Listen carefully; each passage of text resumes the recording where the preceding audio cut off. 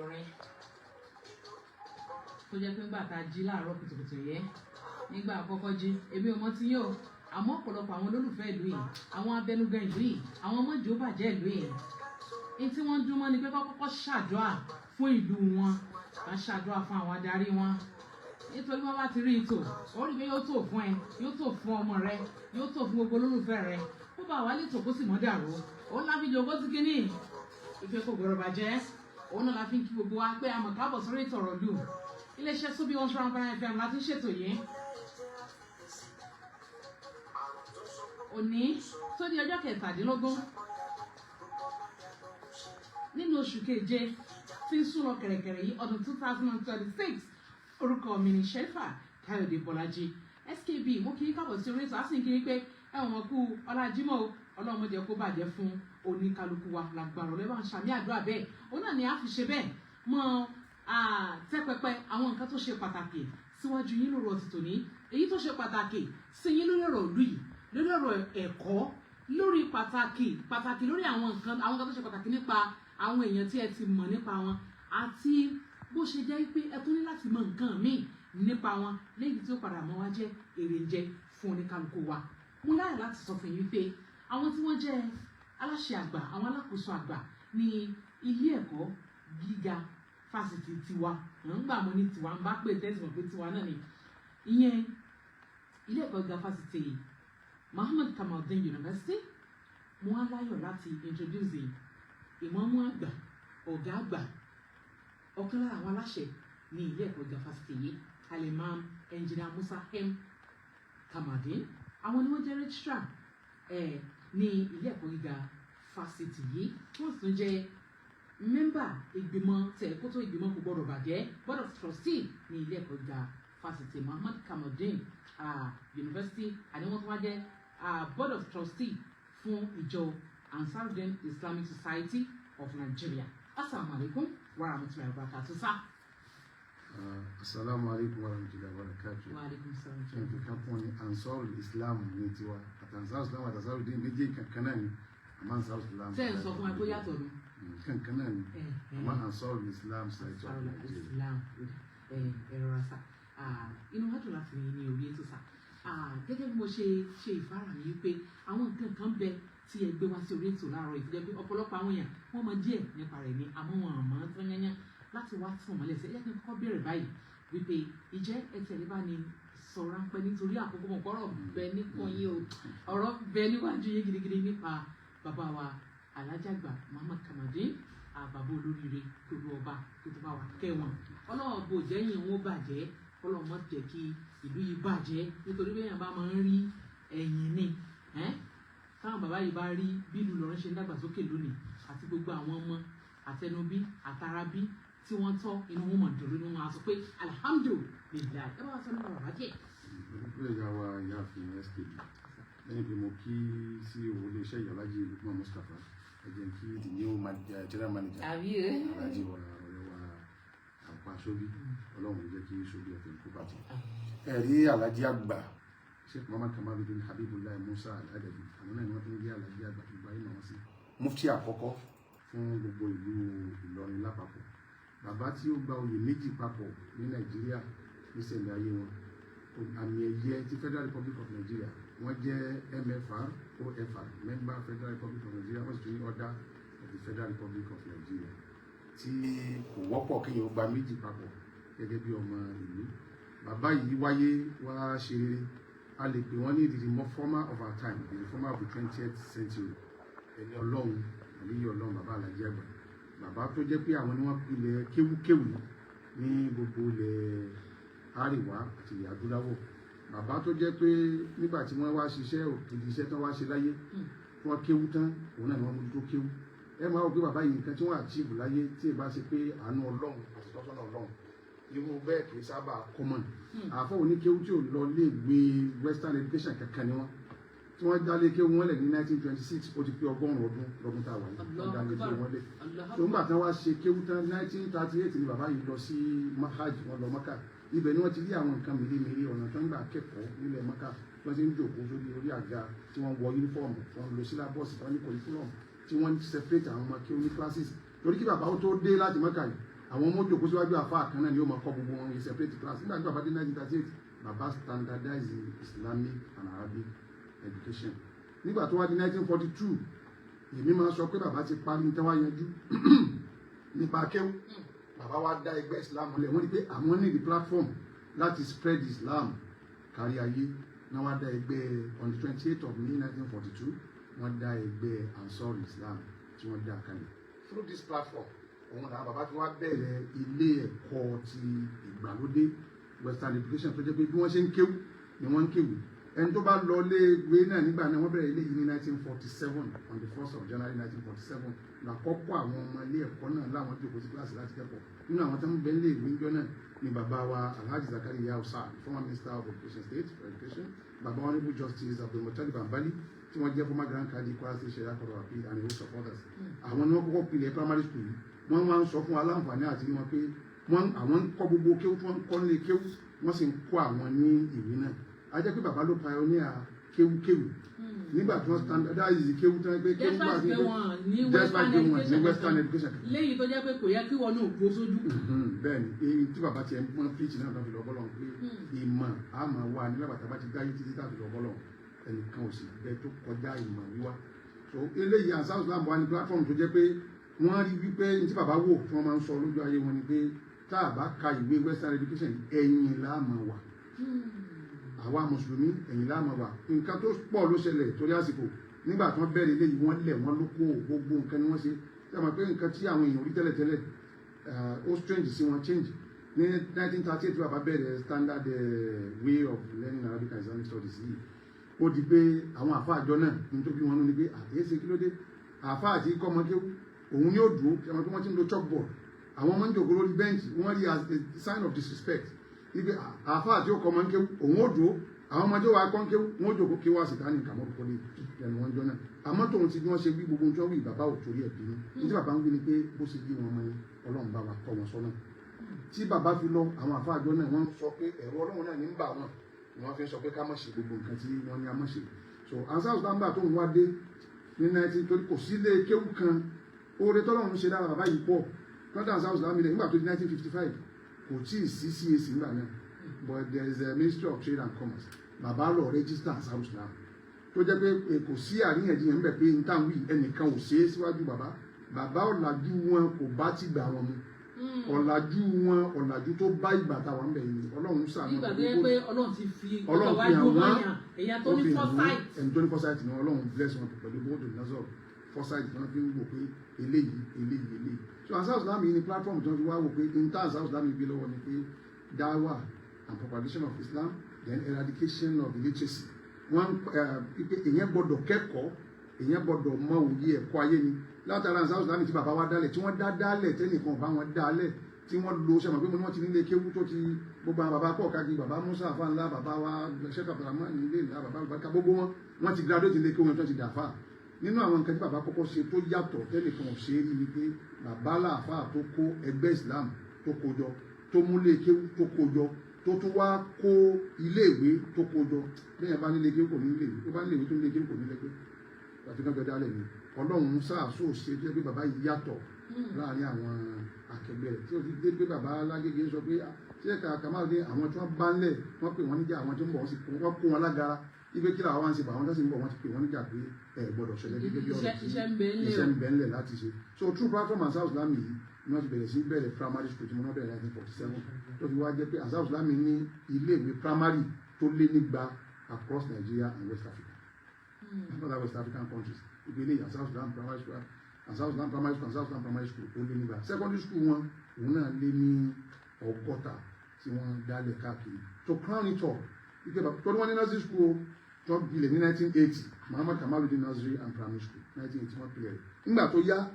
ANSARU Islam ni wọ́n fi ń ṣe ANSARU Islam ni pé níjẹ́ bàbá gbé wọ́n tó dá Muhammad Kamaluddin college wọ́n dá yìí náà lẹ̀ alhamdulilayi ní ìṣẹ́nbà ń sọ̀rọ̀ ní ìṣẹ́nbà gbọ́gbẹ́ ti pópọ̀ mi wọ́n tún ti wá bẹ̀rẹ̀ tó ti ní license to operate tó jẹ́ pé àwọn courses rẹ̀ wà accredited ní last year October November 2025 accreditation exercise àwọn programs ń bẹ ní Muhammad Kamaluddin University tó jẹ́ pé gbogbo kọ́ọ̀sì wa kọ́ọ̀sì 15 la ṣe àmọ́ 13 ń bẹ ó ti ní successful accreditation tó jẹ́ pé àwọn ọmọ tó máa ti ń jáde níbẹ̀ wọ́n sì máa lọ sáfíìsì wọ́n sì máa lọ pé bàbá bẹ̀rẹ̀ láti ilẹ̀ ẹ̀kọ́ wọ́n sì bá débi òpin ẹ̀kọ́ dé pé pẹ̀lú ògbó ọlọ́run tí ó bá fi lọ́dún tí mọ́ àwọn ọmọ bẹ̀rẹ̀ sí ní jáde ní Muhammad Kamaluddin University wọ́n tún gbèrò àti tún gba àwọn kọ́sìsì míì sí wọn ṣe é ní wàràwàrà pé kéèyàn tó nẹsẹ̀ yóò kọ́ jòkó náà nígbà tán bẹ̀rẹ̀ ní 2023 tó di 2026 wọ́n wà accredited ti all programs institutional accreditation wọ́n ti ṣe yíwọ̀n náà so wọ́n wá tún wá ń ṣe resource verification ní ìṣẹ̀fún new courses tó include nursing and others àti complementary and alternative. alhamdulilayi rògbàlà gẹ́gẹ́ bó ṣe sọ ọmọ lọ́rọ̀ ń bẹ́lẹ̀ ẹ̀ka ń fò náà ẹ̀ ṣe pépèpé nítorí àkókò ok ẹ jẹ́ kí a sọ̀rọ̀ nípa conference àpérò eléyìí tí ń bọ̀ wá tí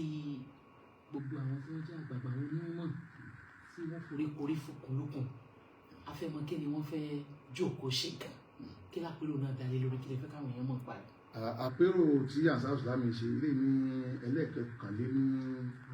àádọ́ta 51st delegate conference. láàbùgbé 51. láàbùgbé 51 ẹ̀ṣẹ̀wọ̀n láàbùgbé 51. nígbà tí ANSARU Islamic bẹ̀rẹ̀ mo ló bẹ̀rẹ̀ ní 1942 mo ṣe wílẹ̀ kan tábàwọ̀ 1942 sóò ní ANSARU Islamic ti pé 84 years kí ló dé tí conference wá ṣẹ̀ jẹ́ 51 kí ṣọdọọdún ni wọ́n máa ṣe conference ọdún mẹ́rin náà ṣe conference ọdún méjì tó bá ṣe àpẹẹrẹ tó bá ṣe lọ ni tí wọ́n bá ní nǹkan tó keep wọn busy wọ́n lè skip ọdún kan fún kan àmọ́ kì í ṣe every not an annual event káàkiri wá dáṣà kì í ṣe annual event so ẹlẹ́ẹ̀kẹkànlé ní àádọ́ta òun lèyí tí wọ́n fẹ́ ṣe lọ́wọ́ yìí tó jẹ́ 51 rẹ̀ tí wọ́n ń ṣe so eléyìí lájọ́ bá ti wà ní conference àwọn oríṣiríṣi nǹkan ni wọ́n máa ṣe gbogbo ntẹ́gbẹ́ tí ń ṣe fún gbogbo ọdún tó wà sí conference wọn gbogbo ọmọ ẹgbẹ́ ANSARU Islam wọ́n wá jókòó láti ilẹ̀ àríwá ni láti gúúsù ni wọ́n á kódà ní conference yìí ṣe pé Ìlọrin national delegate conference tó kó gbogbo ọmọ ẹgbẹ́ ANSARU Islam tó kó sínú kódà látòkè òkun àwọn èèyàn ń bọ̀ wá látàwọn olùdó pé branches wà láwọn West African countries bíi Ghana bíi Cotonou bíi so gbogbo àwọn yìí náà àwọn èèyàn ti ṣẹ́ẹ́dé láti ìjókòó láti gbọ́ gbogbo activities ANSARU Islam níbo la bá dé níbo ló kù sí ètò ìlú gan fún rẹ̀ níbo lè tò ìlú dé kí làwa náà lè fi contribute sí ìlú tí ìlú ó fi dá sí tí ìní tó gbogbo kùdìẹ̀kùdìẹ̀ tí wọ́n ń bọ̀ ní tó bá wà nínú ìlú ọ̀nà wo ni jama ANSARU Islam làwọn náà fi gbà ní contribution nígbà tó jẹ́ pé ìlú wa ní a sì jọ ń gbé bẹ̀ ní àjọ ń ṣe ni lẹ́yìn eléyìí náà àwọn ìpèníjà wo ló wà tí a ní láti mójútó àmọ́ lọ́dún yìí òun yàtọ̀ àyàtọ̀ tó tún bá ọdún yìí ni pé àwọn kan ní wọ́n ń tukọ̀ ẹgbẹ́ yìí bọ̀ wá so wọ́n máa ń change àwọn tí wọ́n máa ń darí ẹgbẹ́ náà ní ọdún mẹ́rin àwọn alákòóso so àwọn alákòóso ẹgbẹ́ eré ìṣeré bí ọdún mẹ́rin kan tí wọ́n ní election tí àwọn èèyàn tuntun tí wọ́n tún wá take over látọwọ́ àwọn tí wọ́n ti ń bá bọ̀ wá láti ẹ̀yìn ó ṣeé ṣe nínú àwọn tí wọ́n ń bẹ̀ tẹ́lẹ̀ kan tí wọ́n yàn bó bá jẹ́ pé yàn ní ìkópa tó ní agbára tó ṣe é gbé dànù àti wọ́n sì yan ẹ̀mí sí àwọn ojú tuntun síbẹ̀ so lẹ́yìn eléyìí tí ANSARU Islam tó bá wà àti lórí tẹ́sán lórí wọ́n publish ẹ̀ nínú àwọn media outlets. ìgbésẹ̀ tó fẹ́ bí ni pé national delegate conference yìí àwọn ibi tó ti wáyé ọjọ́ tí ó wáyé. ẹ ṣeun lójú national delegate conference yóò wáyé ní ìlú wa ìlú Ìlọrin ní host tí wọ́n máa ń gbé káàkiri àti lọ Sàkété lọ sí Ìtọ́nù so àmọ́ tọdún yìí Ìlọrin ni ó ti wáyé yóò sì wáyé òní náà ló bẹ̀rẹ̀ òní ọjọ́ Jímọ̀ ọjọ́ 17. ok ó máa ń ní iye ọjọ́ kì í ṣe ọjọ́ kan ṣoṣo torí pé ó ní àwọn activities tó jẹ́ pé wọ́n ti là kalẹ̀ pé eléyìí eléyìí ló kàn lẹ́yìn eléyìí ló kàn so eléyìí tí ó ń bẹ̀rẹ̀ yìí òní ni ó bẹ̀rẹ̀ tí àwọn èèyàn ti bẹ̀rẹ̀ sí ní látàná wọ́n pé courtesy visit sí àwọn àyè kọ̀ọ̀kan láti kí àwọn èèyàn bí bàbá ọba lùlọ tó ló bàbá ọba lùlọ ní ṣéèkù ọlọ́run láti mú kàmínà náà láta káfù dára káwọn láti ṣá wàlà àwòlà wàlà àkó wàtà wà ní ìmọ̀lúwà ẹ̀yìn náà fi kún náà ọmọ alájà àgbàlẹ̀ yìí náà ẹ ti fi kún ó sì wọlé so bàbá ọba lùlọ ni àwọn ni wọ́n jẹ́ life patron fún ẹgbẹ́ ANSARU Islam Society of Nigeria. It doubles as the pioneer chancellor Muhammad Kamaluddin University so nígbà táwọn ọmọ ẹgbẹ́ wọn bá dé ẹ̀rọ nìkan kà sí bàbá pé ẹ̀yìn ń bẹ̀ wọ́n sàlámà sí wọn bàbá wa Khalifatu Adaby yìí Samahatu Sheikh Muhammad Mustapha Muhammad Kamaluddin Adaby kọ́lọ́n kó ṣàlékún ẹ̀dá fún àwọn bàbá adámẹ́lá àyàtà àwọn ANSARU Islam ló kàn sí àwọn náà àti gbogbo àwọn àyè tí ó lámì lápẹ̀rẹ̀ lẹ́yìn eléyìí wọn kí òun jímọ̀ ní mọ́ṣáláṣí ANSARU Islam ní Ògidì àti wáàsí ní kékeré lónìí ọ̀la gangan ní main event tí wọ́n ti bára wọn sọ tápẹ́rù wọn ti wá tí wọ́n ti fọ̀rọ̀ ti domi tó wọ̀rọ̀ ní Muhammad Kamaluddin University Adaby Hall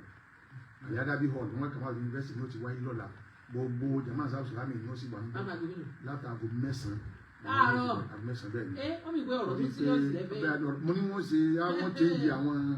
wọ́n ní àwọn èèyàn tuntun tí ó ṣe àwọn olóyè tuntun so eléyìí kò jẹ́ pé pẹ̀lú ògbọ́lọ́ lọ́la láago mẹ́sàn-án yóò rán sílẹ̀ ìgbà tọ́lọ́pàá ní tó di torí pé kódà programu ibẹ̀ tí wọ́n ti ṣe tẹ́mọ̀ tí wọ́n ti sọ pé lẹ́yìn ilé ìlú kan mo ti rí nígbà tí sẹ́kẹ́tìrì àṣẹ méjì kan láti sẹ́kẹ́tìrì sọ pé láàrin aago márùn-ún àbọ̀ sí aago mẹ́fà èyí ni nǹkan báyìí tí a mọ̀ sí lọ́wọ́ lọ́la tó bá dijọ́ Sunday tó jẹ́ 19th of July 2026 làwọn delegate wọn padà lọ sí ilé wọn. àmọ́ ojú ètò gangan ọ̀la lójú ọ̀la sátidé ni látàgò mẹ́sàn-án ní Adaby Hall Muhammad Kamaluddin University Ògidì ọlọ́jẹ̀ area nílọrin. mo mọ̀ pé àwọn ẹlòmíì ni mo fẹ́ ó láwọn ìwé tó máa lágbà tẹ́ káàbí ní orí nǹkan tí ń bẹ lẹ́yìn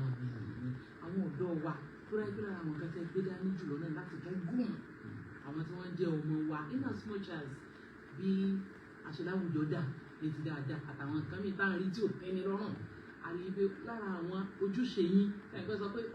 ways that you can contribute sọ̀rọ̀ ìdàgbàsókè ìlú náà ni àwọn ọ̀dọ́ wa tó jẹ́ pé èyí tó bá fi lè dìré ní èjì tó wà báyìí ó tán nù èyí tí Ọlọ́run bá sì tètè bá ní pè padà kí làwọn ipa tẹ̀ ń kó tí ó fi jẹ́ pé tọ̀ lábẹ́ bó ti lè wù kórí àwọn ọmọ títí wa azilẹ̀ wúlẹ̀ wọn kékeré gbogbo ọmọ lèèyàn mọ rí lọ́ọ̀kan tí èèyàn ọmọ wa nù. Alhamdulilayi wàlámi ẹsẹ ọmọ olóòtú ọlọmọ bojú wa jẹ mọ bá àdúrà tí ẹ bèrè yìí ANSARU Islam igi kan wálẹ ká mẹ́ta ẹ̀ka alákọ̀ọ́kọ́ wọn lápẹ ní parent body àwọn àgbàlagbà tí wọn sọ̀rọ̀ lọ́wọ́ yìí ẹ̀ka ẹlẹ́ẹ̀kejì òun ni women wing àwọn ìyá wa torí bẹ́ẹ̀ bá fẹ́ sọ̀rọ̀ àwọn ọmọ wa ilé láti kẹsọ rẹ ẹni tí ò bá ti ní nǹkan tí ó kọ ọmọ kò sí tọmọ wọn rí yóò dára dáradára náà ẹni tí ó sì ní nǹkan ẹni tí ó sì kò lè fún yẹn wákìlì sẹ́yìn láàyò tí ìtẹ̀yìn òní yóò sì lè fún yẹn àwọn ìyá alùbáríkà àwọn náà ní sẹ́gmẹ́ǹtì tiwọn gbogbo wọn they are highly educated and enlightened wọn mọ nǹkan tí wọn mọ tí gbà wíjì bá ṣe ẹlẹ́ẹ̀kẹta ẹ̀ka kẹta ilé youth movement ẹ̀ka àtàwọn ọ̀dọ́ wà and that's the major way to reach out to the youth. ṣé ìbáwọn ìjọ mi wà tó yẹ pé ọ̀rọ̀ gbọ́dọ̀ ṣe wọnú ọ̀dọ́ wọn kàn wá jẹ́ máa gbà pé irú àwọn ilé ìkọlá àwọn inú ọmọ wa sọ̀rọ̀ ANSARU Islam ò rí bẹ́ẹ̀ àwọn ọ̀dọ́ kódà ẹni wọ́n tọrọ conference tá à ń ṣe ìdábẹ̀rẹ̀ yìí àwọn ọ̀dọ́ náà gbogbo the three integral parts. àbí kí láǹfààní tá à ń ṣe tá a fi hàn mẹ́ni bẹ́ẹ̀ ni ẹ̀sìn tá a bá ń sábà fi hàn ọmọ yóò parí ni gbogbo àwọn ọ̀dọ́ àwọn náà nípa tí wọ́n ń kó ń bẹ̀ tó jẹ́ pé àwọn kan bẹ́ẹ̀ tá à ń pè wọ́n ní National Mission Board àwọn National Mission Board yìí wọ́n máa ń ṣe àwọn enlightenment programs fún àwọn ọ̀dọ́ lóòrèkóòrè tí wọ́n pè wọ́n tí wọ́n kó wọn jọ síbi kan seminars and others tí wọ́n pè wọ́n sọ fún pé n tí ayé ń sọ ní n tí ń ṣẹlẹ̀ ní ìsinmi nípa ẹ̀rí pé egbògi olóró ó fẹ́ gbajúmọ̀ ní láyé nísìnyí. nígbà tí mo rárá nǹkan fẹ́. program kan tí wọ́n ṣẹ̀ ṣe láìpẹ́ yìí ni pé wọ́n pa àwọn òkú tọ́jọ wọ́n wá pe NDLEA lọ́gbà mú kàmáàdé náà ni wọ́n ti ṣe àwọn NDLEA pé ẹ wá fún wọn ní ìdánilẹ́kọ̀ọ́ pé tó jẹ́ pé wọ́n máa ṣe bóyá kò yé wọn bí yẹn bá ń ṣe nǹkan yìí in tó lè kó báyàn ní ìfara tó lè kó báyàn ní inú mi dùn pé mo jòkó síbi àpérò náà níjọ́ náà lọ́wọ́ débi pé àwọn nǹkan tá àti ẹ̀ mọ̀ níbi táwọn ọ̀dọ́ tí society wa tó ti corrupt dé tó jẹ́ pé tóbi ò bá rọra tóbi ò bá wà enlightened kódà níwájú ilé òbí nínú yàrá òbí rẹ ọmọ ó ti máa lo egbògi lórí tí ó sì rò pé bí a kan ṣe àtàwọn kí nǹkan mi tó rò pé bí a kan mú kóòkì ni tí ò ní mọ̀ pé ó ti kọjá àlà ìdánilẹ́kọ̀ọ́ ó wà fáwọn ọ̀dọ́ mentoring à ń pè kíní kan ní mentoring so a ní aspect wípé wọ́n fi ń mentor àwọn ọ̀dọ́ pé tó o bá fẹ́ yà dáadáa ọ̀nà tó gbà nìyí tó fi yà dáadáa alhamdulilayi abalami then mo sọ fún yín pé lára àwọn iléèwé wa náà àwọn ẹ̀kọ́ oríṣiríṣi ni wọ́n introduce sínú àwọn ẹ̀kọ́ léèwé lápèjú ọmọ kan wá ní university nísìn wọ́n fa àwọn ẹ̀kọ́ méjì kan síbẹ̀ tí ó kọ́ mọ̀ bọ́ wọ́n pè kan ní innovative thinking and idea creation báwọn ọ̀dọ́ ò sí ní jẹ́ pé wọ́n dá wọn jòkó wọn rí nǹkan kan ṣe bó bá parí yunifásitì lọ́kọ́ ní polisi ìjọba the Institute of Sheikh Muhammad Kamal dín báwo lára jàgbá ṣe là tálájà bá jẹ́ èèyàn níbi ètò bẹ́ẹ̀ ètò ọ̀hún ní ọ̀la sọ inshallah abẹ́rẹ́ ọ̀dà ìgbégi bàbá wa kí wọ́n mọ̀ dákẹ́ mọ́ nígbà yìí ló fẹ́ lọ sí kàkọ́ ọ̀gá àpàtàkọ́ Are mattresses really made for? For late night calls or calling it a night? For closing deals or just closing your eyes? For pillow fights or peaceful rest? We'll let you be the judge. At Royal Foam, we've crafted a mattress that...